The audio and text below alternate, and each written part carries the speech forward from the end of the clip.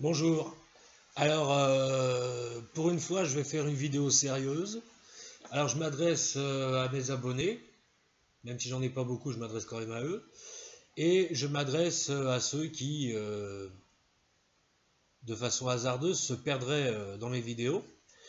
Voilà, je vous explique le problème. Cet après-midi, j'ai fait une vidéo, comme j'en fais souvent.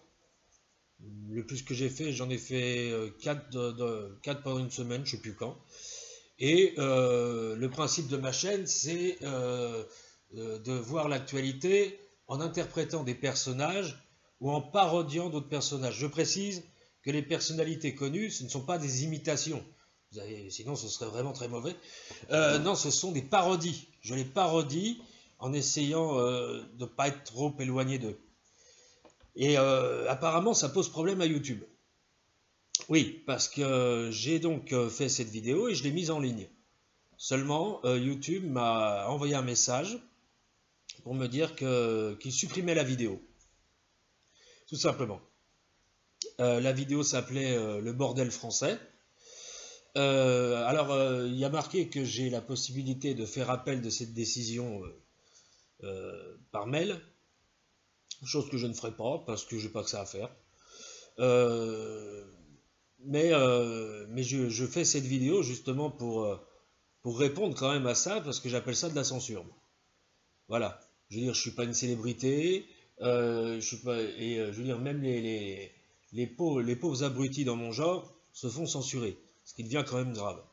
Ce qui prouve quand même ce que je dis dans certaines vidéos quand je dis que la France n'est pas une démocratie, parce qu'on censure un pauvre pitre.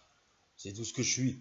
Même si à long terme j'aimerais faire des choses artistiquement, ce que je fais sur YouTube, c'est simplement des pitreries.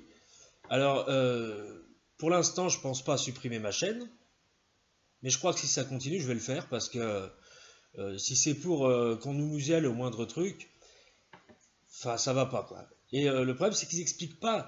Ils expliquent juste incitation à la haine.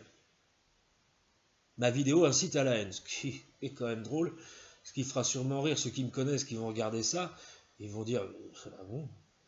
Parce que s'il y a bien un type qui incite pas à la haine, c'est moi.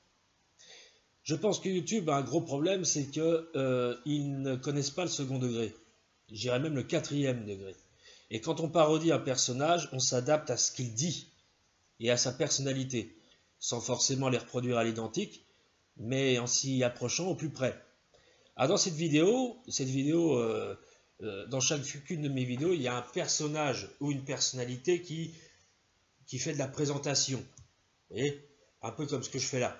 Et dans la vidéo que j'ai faite, cet après-midi, donc, il y avait Eric Nolot, voilà, que j'ai parodié. Et Eric Nolot présentait 3 personnes. Alors en premier, il présentait Éric Zemmour, son duettiste. Et je pense que c'est là que ça a péché, parce qu'à un moment, il l'explique. Il essaie de réhabiliter Éric Zemmour en disant qu'Éric Zemmour a beaucoup d'humour et qu'il lui raconte parfois des blagues.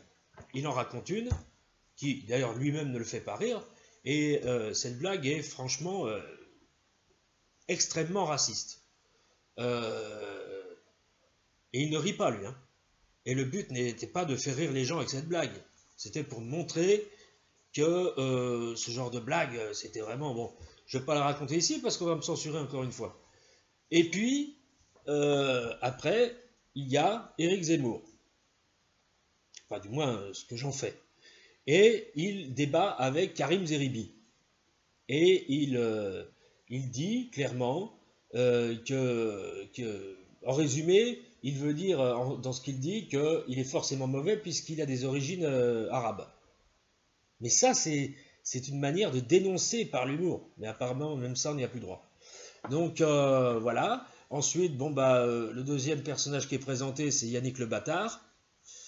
Qui, lui, bon, je pense pas que c'est censuré par rapport à lui, parce qu'il dit simplement qu'il a peur de rien, comme il dit à chaque fois, et mais qu'en ce moment, il sort pas de chez lui parce qu'il y a un taré dans son quartier qui tabasse les gens à coups de marteau. Et il dévoile qu'il est un peu fêlé de la tête parce que lui-même, ses parents l'éduquaient quand il était petit à coups de marteau sur la tête. Voilà. Et puis le troisième personnage, c'est Emmanuel Macron, le président de la République, que je dépeins comme d'habitude comme quelqu'un d'assez arrogant et d'assez méprisant, bref tel qu'il est, et qui dit clairement que c'est dans son intérêt que les gens se tapent dessus, parce que je ne sais pas si vous avez remarqué, mais en ce moment il y a un climat un peu anxiogène dans le pays. Voilà. Et en fait, ce qu'ils ont peut-être pas regardé, c'est qu'Éric Nolot, pendant un moment dans la vidéo, dit, enfin, ce que je fais d'Éric Nolot, la caricature que je fais de lui, il dit, attendez que je me souvienne parce que j'ai fait ça à chaud, c'est tout de l'impro, hein, ce que je fais, j'écris rien. Enfin, j'écris pas pour les vidéos, en tout cas.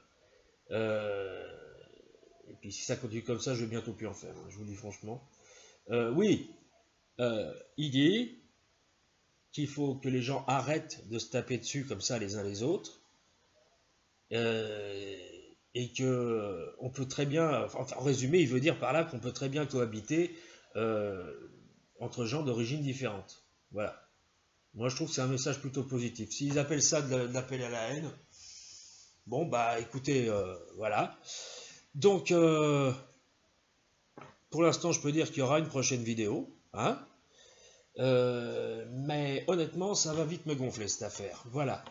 Et puis, entre parenthèses, merci aux 34 personnes, même si elles ne sont pas nombreuses, merci aux 34 personnes qui se sont abonnées et merci aux gens qui regardent mes vidéos. Voilà, j'ai fini. À la prochaine.